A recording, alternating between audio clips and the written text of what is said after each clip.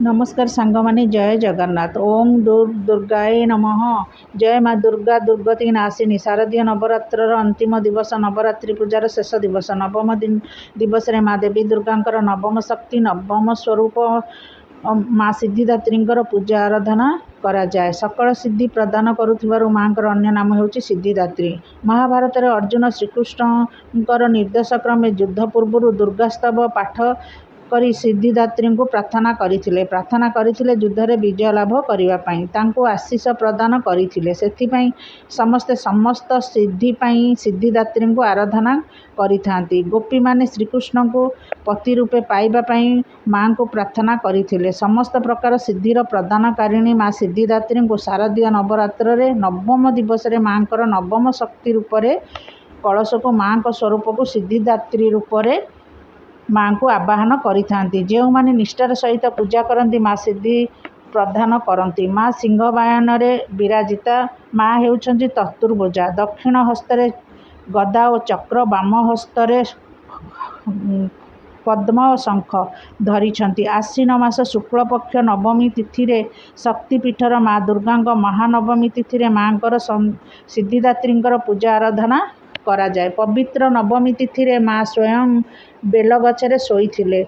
जाग्रत होई महानवमी तिथि रे प्रभु श्रीरामचंद्र को कुमारी बेशरे दर्शन देइथिले।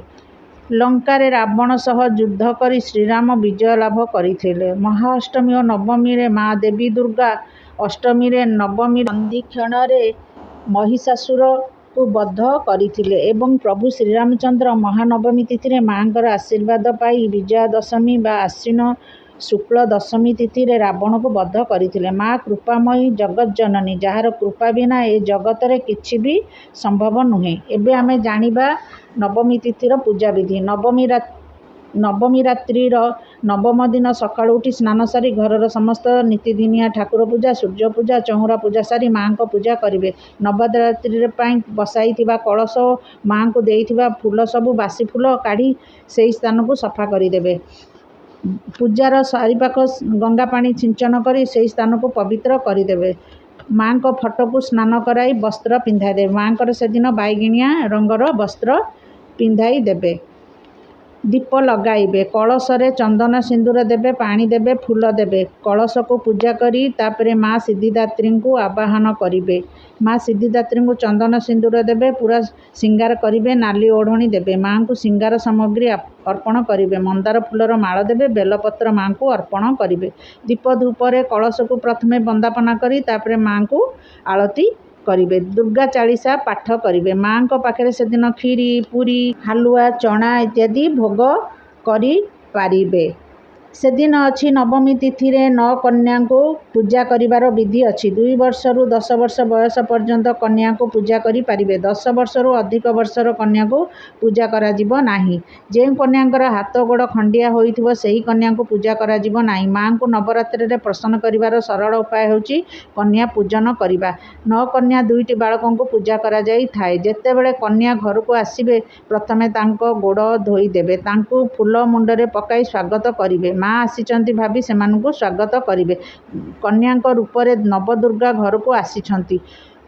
ओम दुर्गाए नम कही समस्त कन्या को स्वागत करिवे। केबे भी मन रे भाबिबे नाही छुआ माने आसीचंती, सेमाने होचनी नवदुर्गा।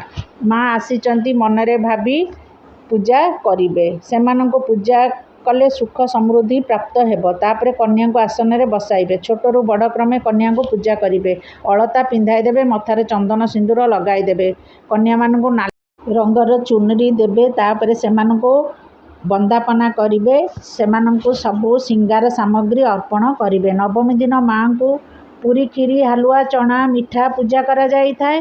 कन्या मानकु मध्य सेही परी पूरी, हालुआ, खीरी, चना, फल खाइबाकू देबे। सेमानकु खुआई देले भल। जहाँ भी कन्या को देबे निज सक्षम अनुसार देबे, दक्षिणा भी देबे, हेले निजर सक्षम अनुसार देबे। पिला माने खुशी रे गले माँ कृपा हेले बोली जानिबो। एही परी भाबरे कन्या पूजन करिवे। नमस्कार। लाइक करिवे, सब्सक्राइब करिवे।